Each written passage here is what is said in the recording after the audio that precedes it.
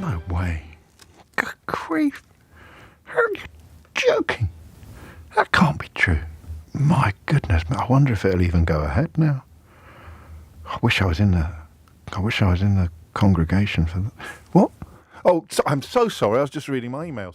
It is 3 minutes after 10. You are listening to James O'Brien on LBC, where we turn our attention first this morning to an absolutely extraordinary story that I'm afraid is yet more evidence of my journalistic instincts being fair to middling at the very best. It was on Tuesday that the newspaper reported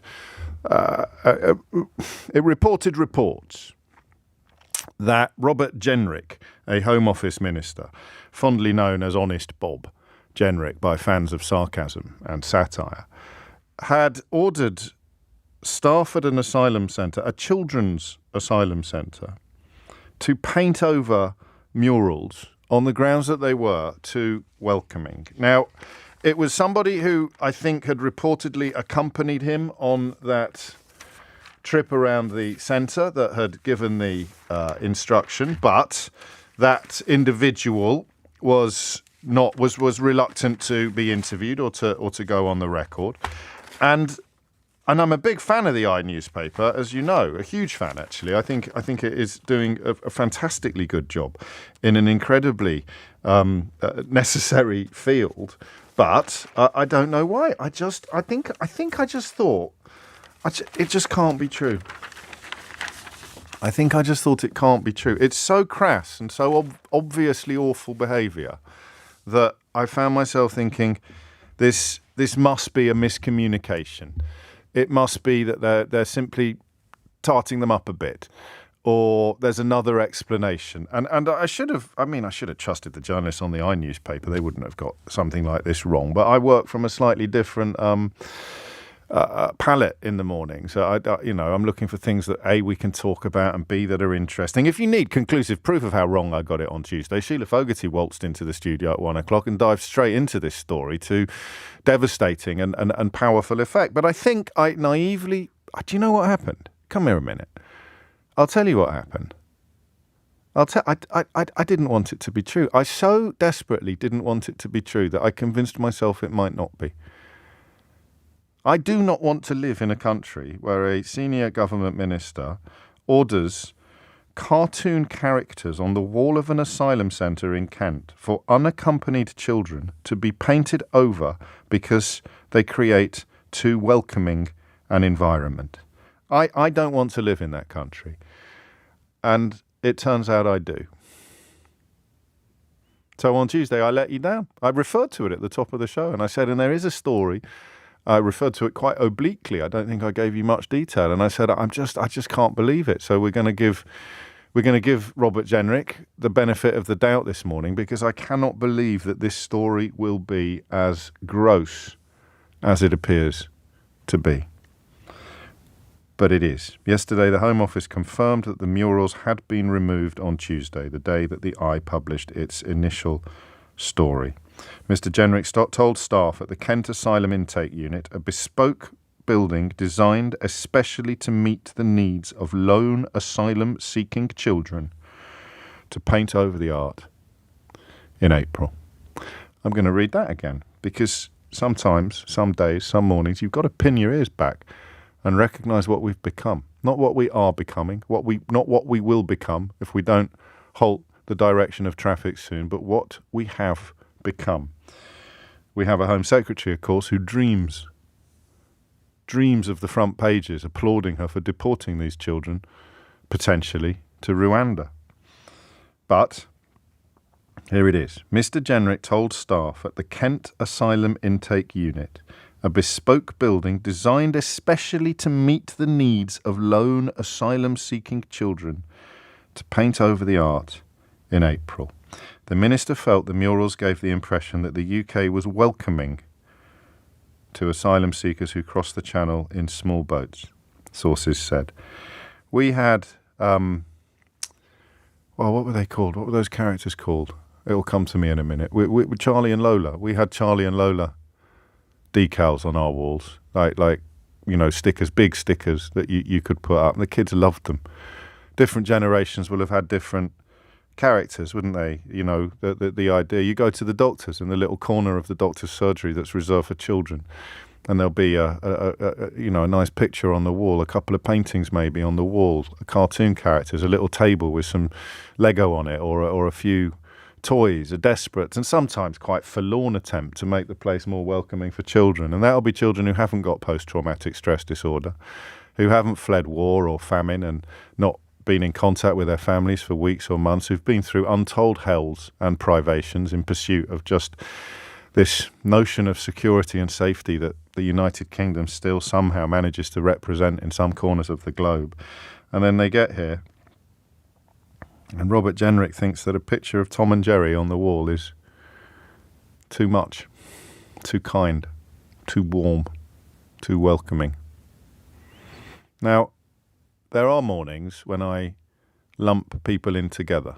There are mornings where I would generalise fairly bluntly about people who, for example, support Suella Braverman's despicable Rwanda deportation scheme, although it would appear there aren't that many of them. Certainly didn't appear to be any in the Question Time audience a couple of weeks ago. But I'm not going to do that today. I don't care what you and me have disagreed about in the past. I really don't. You might be still the biggest Brexiter in Britain. You might think still that Boris Johnson was worthy of your support and your vote. You may be immune to all of the evidence that you've been conned on a scale that British politics has never seen before. You may even be a fan of Nigel Farage. You can't support this. You don't support this. Nobody supports this. So how do we talk about something where I honestly believe, possibly a couple of performative applications to Idiot's Corner notwithstanding, I honestly believe we'll be pretty close to unanimous. I mean, even if you don't want unaccompanied children to come here because perhaps their uncle lives here or their family member has made a life here and they can find shelter in their homes. Even if you don't want that, you can't possibly think that news is going to filter back to Kabul or Calais, that there are no longer any Tom and Jerry cartoons on the wall of the Children's Asylum Processing Centre in Kent. Therefore, these two boys, these two children are no longer going to make the journey. Oh no, let's not do that anymore. They've taken down the pictures of Mickey Mouse or Tom and Jerry or whoever it may have been. 11 minutes after 10 is the time. So how do we do it? Imagine if this was another country. In fact, someone's made that point already. Imagine if we heard this, says Chris, if it was China or Russia or North Korea. I genuinely hate the people here who lie and call themselves public servants, adds Chris. I tell you what, if this was happening in another country, we'd probably be hearing from Amnesty International already. We'd be doing some sort of fundraising in order to get some money down to Kent to help them put the walls, put the murals, put the cartoons back up on the walls. We would, wouldn't we? If this was in, a behind the Iron Curtain type country, if it was an orphanage in communist Bulgaria, and the news filtered out, maybe I don't know, maybe John Simpson went in and did a report, and the news filtered out that this bleak vista where desperate, vulnerable children are more or less confined had been rendered even less welcoming by a political decision to remove a few cheery cartoons from the walls. And I came on the radio the next morning and said, let's just raise a few quid, shall we, for this Bulgarian orphanage. Let's send a few quid to Bulgaria and make sure we get some pictures back up on the walls by tea time. We can do this. We can sort this out. We would, right? Except it's not happening behind the old Iron Curtain or in Kim Jong-un's North Korea. It's happened in Kent. And it's happened upon the orders of a Conservative minister, a member of Parliament, a Home Office bigwig. The minister felt the murals gave the impression that the UK was welcoming to asylum seekers who crossed the channel in small boats. Yesterday's confirmation that the murals had been removed came after 3 days of repeated inquiries to the Home Office. 3 days. What's wrong with Robert Jenrick?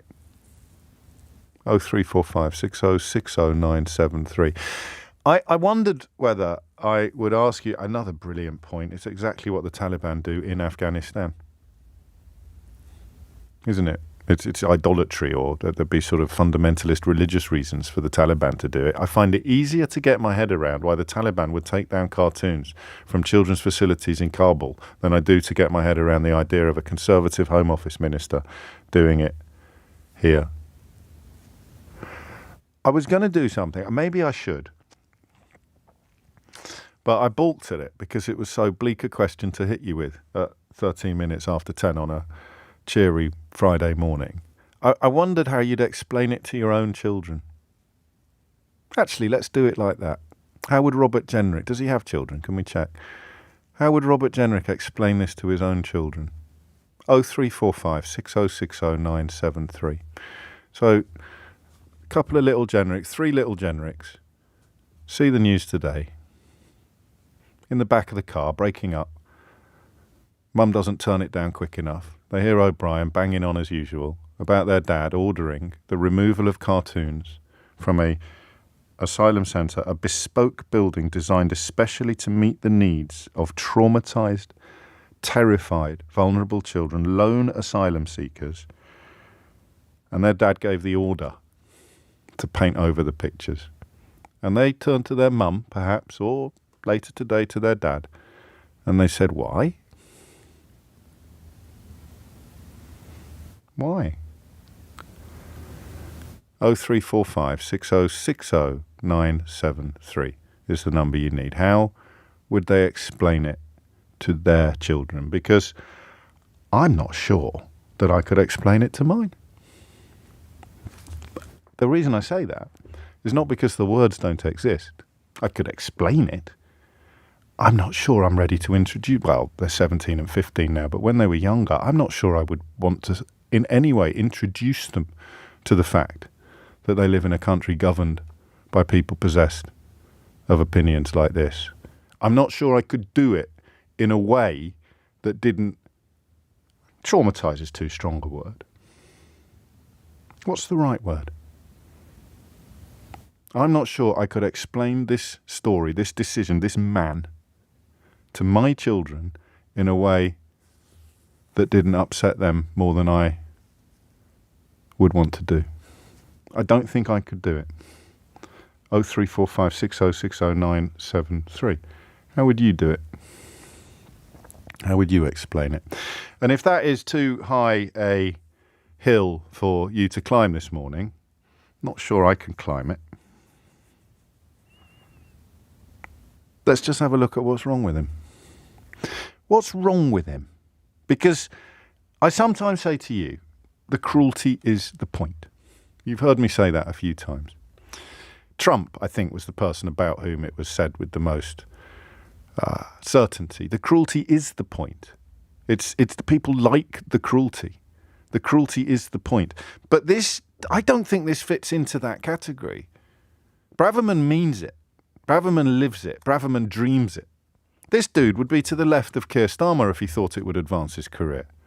He'd be to the left of Jeremy Corbyn. He'd be to the left of, I know you say John Lennon, but the Russian fella, Lenin. He'd be to the left of Lenin if he thought it would advance his political career. That level of grasping opportunism is the only other qualification you need to advance in today's Tory party, other than the sort of base nastiness of a Suella Braverman. So he's not doing it. It's not like there was a newspaper campaign to tear down these murals. Even the Daily Mail wouldn't stoop that low. Asterisk.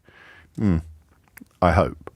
No, hand on heart, I couldn't even imagine Sarah Vine writing an article about how disgusting it is that these terribly traumatised children have a few pictures of a few cartoon characters on the wall in their specially built, their bespoke building designed especially to meet the needs of lone asylum-seeking children. Even that, think of the worst columnist in the country. We'll be here a while. Even they wouldn't write an article about why we must paint over these murals. Paint over them now. 12 pages. 12 days of Daily Mail front pages. Paint over the murals. We're sick of these murals. They wouldn't do it, would they? So why has he done it? What's going on in his head when he walks into that room? He's not going to get any brownie points for it. Is he too thick to understand that nobody's going to turn around and shake him by the hand and say, nice one, honest Bob, that'll teach those traumatised children not to get into those death trap boats after traversing half of the world in pursuit of a semblance of security that they have somehow clung to the notion we might offer or provide? What's gone through what passes for his brain? I'm not allowing him the possibility of a conscience. Sorry. There can't be one there. There can't be a conscience. Just the brain, just the mind, just the consciousness. It pops into his head, I know what I'll do now. I'll tell him to paint over these murals. I'll tell him to paint over. And then he turns to someone, another human being, and says with his actual mouth, this is too welcoming. We've got to paint over these murals. What the hell happened to him?